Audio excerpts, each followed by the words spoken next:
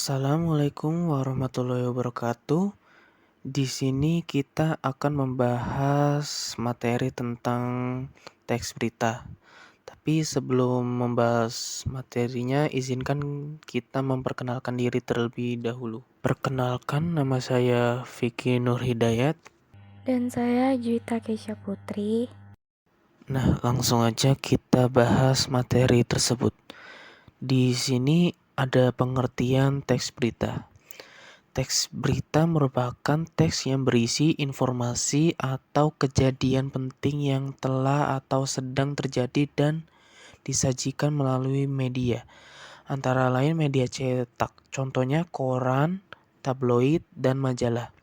Selanjutnya ada media elektronik, contohnya radio, televisi, dan film. Dan selanjutnya ada media online atau cyber media atau website di internet. Berita-berita di media memiliki ciri-ciri teks berita sebagai berikut. 1. Fakta dan objektif. 2. Berisi informasi aktual dan terbaru. 3. Judul menarik. 4. Isi berita jelas dan menggunakan kalimat sederhana dan mudah dimengerti. 5. Bersifat objektif. Berita-berita di media juga memiliki syarat-syarat berita sebagai berikut. 1. Faktual. Berita berdasarkan fakta atau kenyataan yang sebenarnya. 2. Aktual, terbaru, dan cepat disampaikan. 3. Akurat, fakta atau opini dari narasumber. 4. Lengkap, berita jelas, mudah dimengerti, memuat unsur, rumus 5W plus 1H. 5. Berimbing, berita harus asli, tidak berat sebelah, dan tidak memihak orang lain. Selanjutnya ada unsur-unsur berita. Unsur-unsur berita itu ada 6. Yang pertama itu what atau apa. Contoh teksnya tuh peristiwa apa yang terjadi. Dan yang kedua itu wo atau siapa. Contoh kalimatnya itu siapakah pelaku dalam peristiwa itu. Dan yang ketiga itu when atau kapan.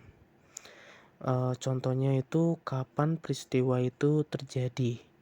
Dan yang keempat itu where atau di mana. Contohnya itu di mana peristiwa itu terjadi. Dan yang kelima itu why, mengapa. Contohnya mengapa peristiwa itu dapat terjadi. Yang terakhir yang keenam itu how, bagaimana.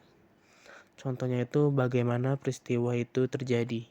Selanjutnya ada struktur berita yang terbagi menjadi 4 struktur, yaitu 1. Judul atau headline. 2. Teras berita atau kepala berita atau orientasi. 3. Badan atau body atau tubuh berita. 4. Kaki atau leg atau ekor berita. Untuk yang kedua itu ada pola penyajian berita. Yang pertama itu struktur bebas.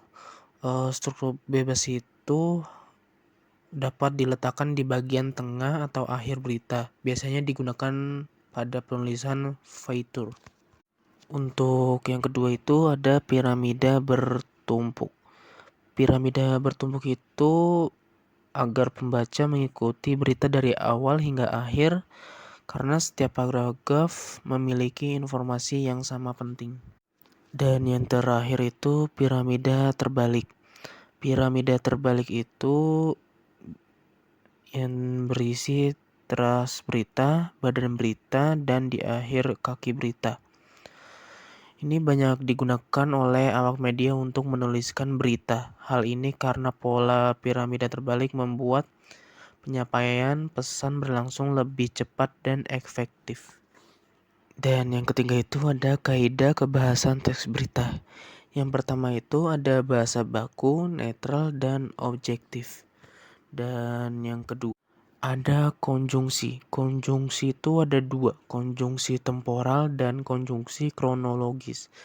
Konjungsi temporal itu hubungan yang mengacu pada waktu dan sekaligus sebagai sarana kohesi teks.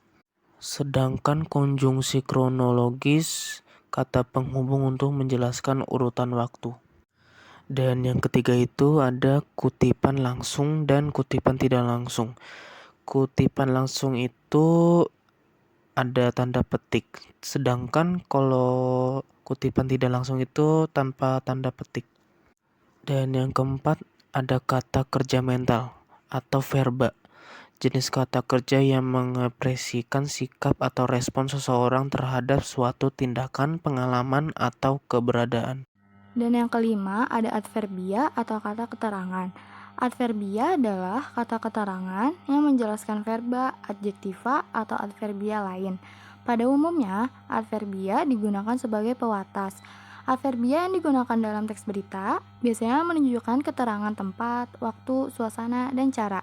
Dan yang keenam, ada verba transitif dan verba pewarta. Teks berita menggunakan verba transitif, yaitu kata kerja yang bentuknya dapat diubah antara pasif dan aktif. Dengan demikian, saat ditulis dalam bentuk pasif dapat diubah ke bentuk aktif. Begitu juga sebaliknya. Dan yang ketujuh, ada bahasa denotatif.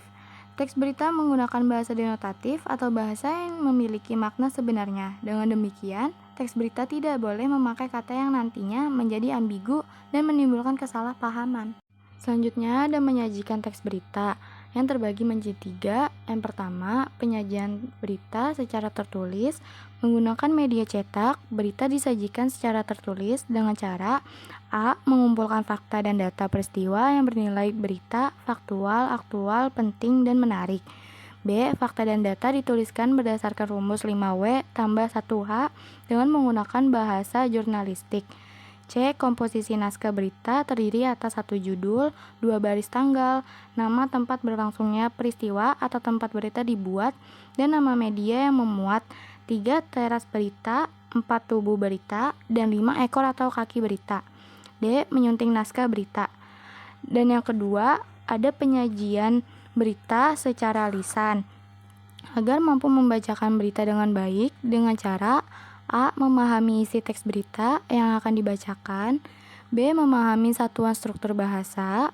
C. Menggunakan lafal yang jelas. Dan D. Menggunakan intonasi atau irama naik turun nada suara yang tepat. Dan yang ketiga, ada penyajian berita melalui vlog. Teks berita dapat pula disajikan melalui vlog. Vlog merupakan kepanjangan dari video blogging. Vlog adalah suatu bentuk kegiatan blogging dengan menggunakan medium video selain teks atau audio sebagai sumber media perangkat seperti kamera, digital, dan smartphone. Nah, dari penjelasan kita yang tadi, maka dapat diartikan bahwa kesimpulan berita berarti poin-poin penting yang ingin disampaikan di dalam suatu berita, menyajikan secara singkat atau membuat intisari dari teks berita yang telah dibaca. Sekian, segitu saja video penjelasan dari kami. Terima kasih dan kurang lebihnya mohon maaf. Wassalamualaikum warahmatullahi wabarakatuh.